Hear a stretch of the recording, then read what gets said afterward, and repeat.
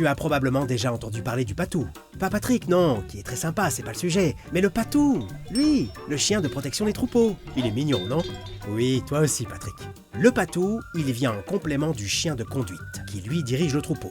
Son job à lui, c'est, comme son nom l'indique, la protection. Alors tu vas me dire, ils se prennent pour qui ces troupeaux, à avoir leur propre service de sécurité? Eh bien, c'est une nécessité. En effet, le loup est de retour dans nos montagnes, et les bergers ont bien besoin des patous pour le tenir à l'écart du troupeau. Sinon, je ne vais pas te faire un dessin, mais c'est crunch crunch le mouton. Si tu vois ce que je veux dire. Ces chiens de protection, bien qu'ils soient impressionnants, sont rarement dangereux envers les humains.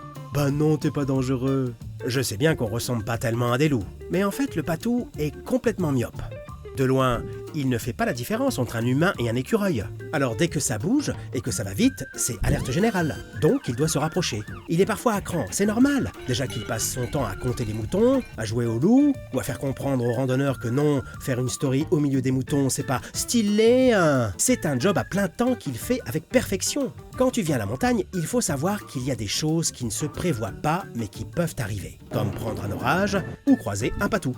Alors ensemble, toi, moi, Patrick, on peut s'adapter et faire l'effort de s'arrêter, puis de contourner le patou et son troupeau quand on les voit. Tenir son chien en laisse, parce que patou a déjà assez d'embrouilles à gérer. Et si embrouille il y a, je crois qu'on sait tous qui est le roi des moutons ici. Bref, respectons patou, et tout ira bien.